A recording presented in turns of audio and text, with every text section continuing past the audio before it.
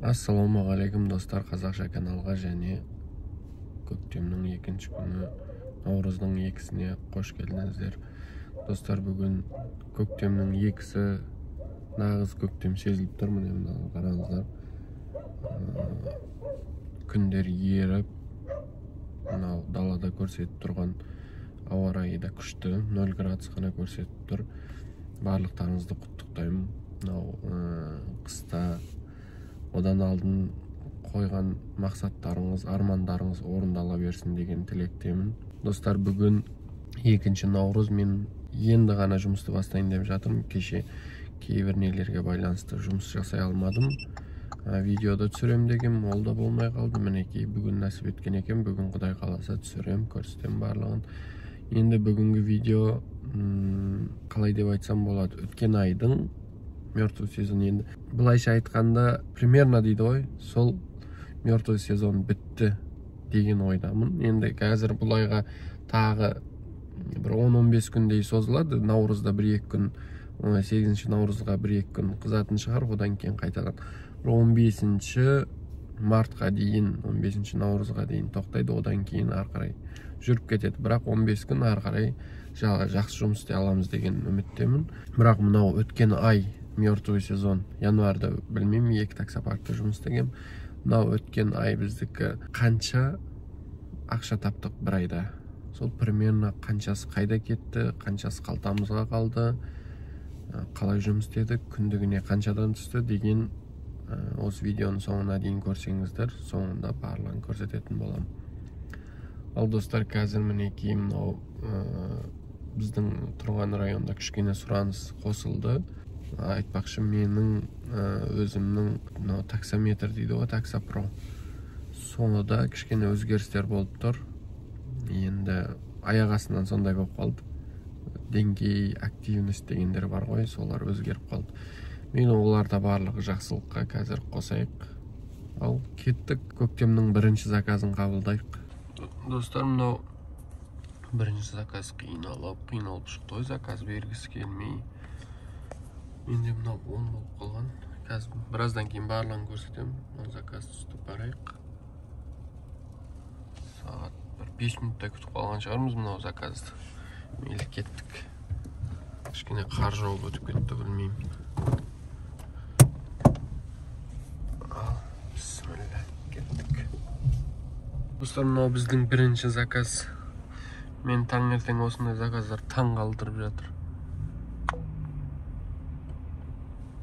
Бізде мынау екінші тапсырыс шығып тұр. Қай жерде екен мынау? Сыныпты. Кеттік. Мынандай пробка болып тұр.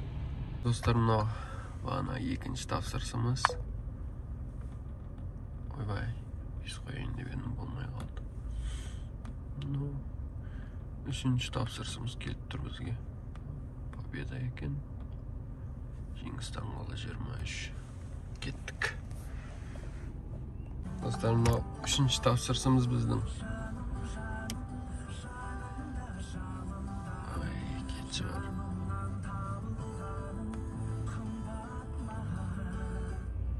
Мінекей. 6 километрден дейін алыстау екен бізге.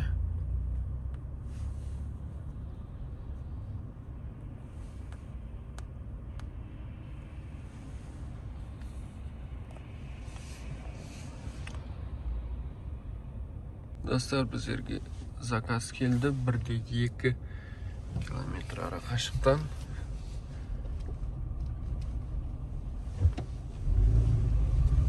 Енді кеттік, осыған барайық.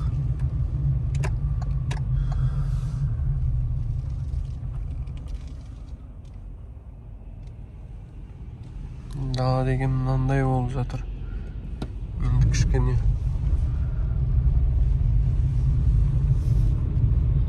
терезелеріміз жаман болып қалып жатыр. Әйнектеріміз.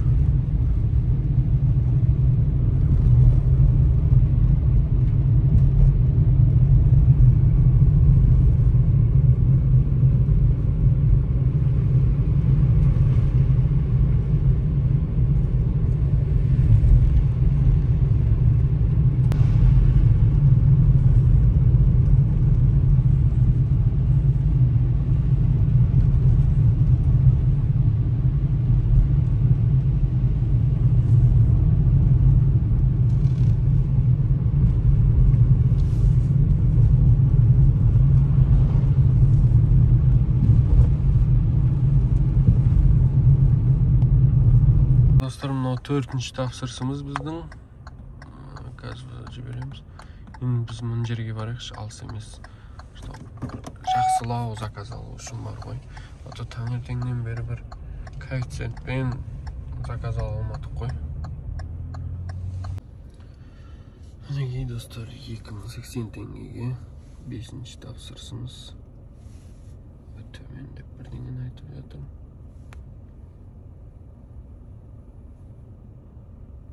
Мінекей 5 тапсырыс осында ғана болды.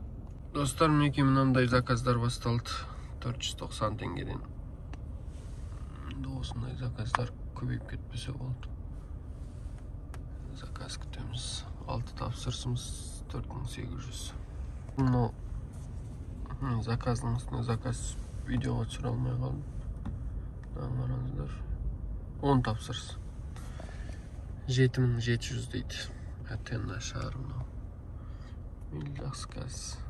Жалғастыра берейік, может. Жақсы болып қалатын шығар, құдай қаласа. Міне тағы бір заказға келіп тұрмыз. Бұл тапсырыс. Енді білмеймін, 1000 теңгенің үсті шығатын шығар.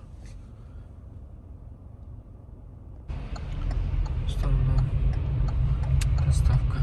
Достар, мінекей сағатта 12-ден 12 минут өтті. Мен анау Аль-Фараби Чугунка район жақтам. Осы жақтан бір доставка тарифінде заказ түсіп тұр. Құдай қаласа сол отмена жасап тастамаса 1300 коэффициентпен түсіп тұр. 1300 коэффициент. Бірақ А точка мен Б точка апаратын жерім қатты алыс емес екен да, сол жерге. Енді қанша шығады көрейік. 300-бен шығып тұрған бір 2000-ға жақындайтын шығар. Қанша жақын болса да. Ал кеттік. Ол заказымызды апарайық. Точнее, заказға барып доставканы алайық. Достар, мінекей сәлемдемені алдық. Посылканы өздері алып шығып берді екен. Мен басқа магазинде кіріп кетіппін өзім. Оқымағам ғой. Сәлемдемені алдым. Кеттік. 6 минут жол дейді.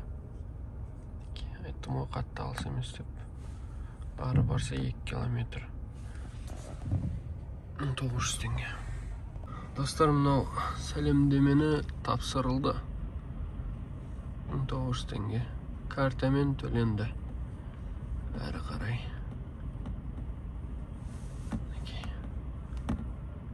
13 тапсырысымыз 11117 теңге. Кеттік. 12,5 болды. Тағы бір 2 заказ. Бір 2 тапсырыс жасасақ, сонымен түскі тамаққа үйге кетеміз.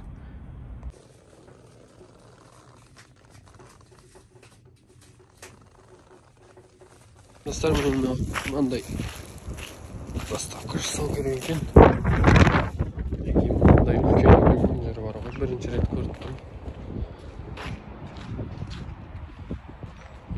Кеттік, апарып берейік. Достар, мына заказын алып келдік. Келдім басайық, қазір шығамыз деді. Басын бере салайық. Содан кейін енді үйге кетеміз, құдай қаласа. Домойды басамыз. Сағат 13:28. Мынандай болып жатыр бар ғой ауа райы.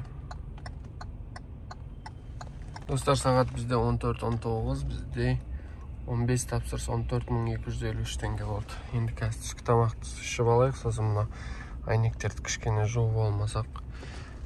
Мынаны қараңыздар, ойбай, айта алмаймын, таңертең кішкене жуып алған. Мен погода мынандай болып тұрды, сол үшін кеттік.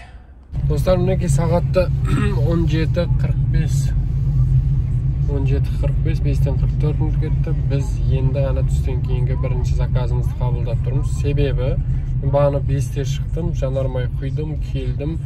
Содан кейін күттім заказ. Заказ отмена берді, заказ отмена берді.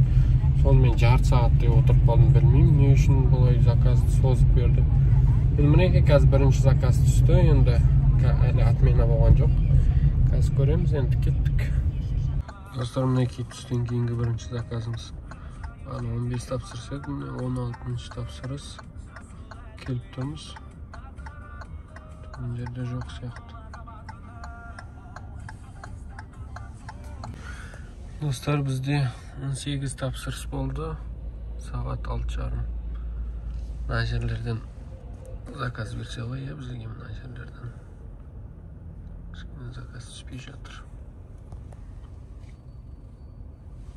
Достар, мынау не болып кетті? Қараңыздар, 19:30 дейді. Менде 19 тапсырыс ғана. Әлі 4 сағаттай жұмыс істейміз. Жұмыс істесек 4 сағатта неше табатынымызды. Что-то заказдарды түспей қойды. Бүгін деген жақсы болушы еді жұмыс. Білмейміз. Достар, мынаны қараңыздаршы, сағат 19:45 бізде әлі заказ жоқ. Білмеймін не болып жатыр. Достар, бізге заказ келді. Бісміллә. Кеттік. Сағат 8:15 кетті. Бағана біраз күткеннен кейін алып келген заказдан кейін тағы бір заказ түсті сразу. Мінекей ол заказ. Мынау күткеннен кейін мынаны алып келдім. Көрдіңіздер ме, екеуінің арасында 1 сағаттан астық уақыт бар. Одан кейін мынау сразу шықты да сол адрестен. Мен айтайын дегенім 21 тапсырыс 19.847 теңге. Сағат 8-ге дейін. 12 сағат болды. Жұмыс бастағанға, бірақ 3 сағат уақыт обедімізге кетті. 3,5 сағат. 3 сағат дейік, себебі мен жарты сағат далаға шығып заказ күттім тапсырысты. 3 сағат сол кетеді, сонда 9 сағат болып тұр ғой. Шығып жатырмын дейді. Заказ түскен бізге. Мынаны қараңыздаршы. Қазір ғана мен заказды алып келдім. Енді міне завершить етіп жатырмын. Мінеге қараңыздар, күту 4 минут 180 теңге. Бұл кісіге бір қоямыз, себебі басқа дегенді басамыз. Бұл жерде ол не жоқ. Бұған не үшін қойып жатырмын? Бұған бұл кісіні мен соншама күттім жол бойында. Шығып отырып, келе жатып жол бойында Каспий номерін сұрады. Одан кейін осыншама ақша болады десем, типа, ачо сіз мен соншама күттіңіз ба не деген сияқты айтты да. Сол үшін осылай бір баға қойдық. Бізде 24 тапсырыс. Қазір қосамыз, мына магазинге кіріп шығайық. Достар, мінекей сағат кешкі 21:06, мен мына магазинге кіргем.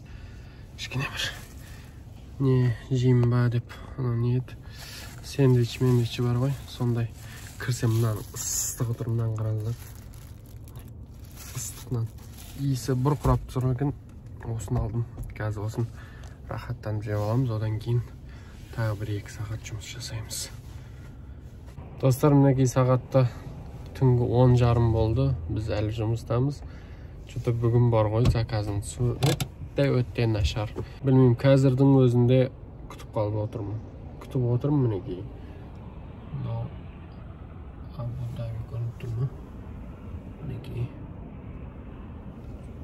Мынау не деуші еді, мынау Кен бі, мынау артымда Дом министерствоны, алдымда Ритц Карлтон, Шератон барлығы бар, бірақ менде заказ жоқ. Мен қосып отырмын. Менде қазір 28 тапсырыс, 25.800 теңге болып тұр. Тағы 2, ары барса 3 тапсырыс жасайтын шығармыз. Содан кейін үйге демалыс. Сонымен бүгінге бітті. Қазір осы 2 тапсырыстан кейін барлығын көрсетем. Өткен айға қанша ақша шыққанын, қайда қанша расход кетті, қалай кетті, соның барлығын өздеріңіз көретін боласыздар. Біз бір тапсырыс алып келдік, бірақ заказ түспей жатыр. Бірақ мен тұрған жерімді қараңыздар. Опа. Байтерек.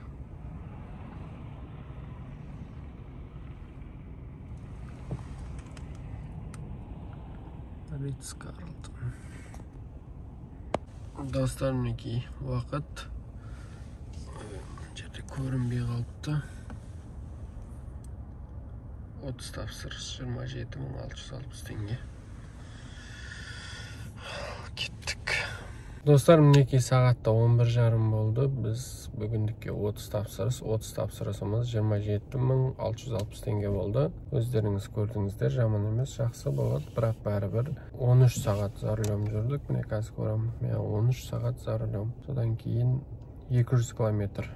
Біз 200 километріміз 20 литр жанармай. 20 литр жанармайымыз 3600 теңге болады. Сонымен ар жақта 3624 теңге таза қалып отыр. Жақсы, жаман емес. Енді қайткенмен бұл мертвый сезон әлі жалғасып жатыр. Сонда да жұмыс жасауға болады екен. Міне, құдай қаласа, енді қазір мен сіздерге көрсететінім өткен айға жалпы мен қанша таптым, қанша ақша расход болды, қанша ақша жанармайға кетті. Соның барлығын қазір көрсетемін өздеріңізге. Кеттік. Достар, мінекей, мынау бүгіндікке, мынау осы аптаға, мынау өткен апта. Енді мен көрсетейін дегенім міне мынау. Достар, ақпан айына 548 мың. Енді бұл жерде менде апталық бонус алған жерлерім бар, 10 мың теңге. Содан кейін ары бері наличный алып, мынау Яндекстен бөлек апарған жерлерім бар. Бір 20 мыңдай шығып қалады. Сонда 568 мың, 570 мың теңгедей ақша тапқанбыз. Сонда 570 мың теңге болса, 652 тапсырыс. Бірақ қараңыздар, осыншама шығын, процент сервис 12%, парк 26 мың. Сондай, мынау ақшадан осыншама 100 мың теңге.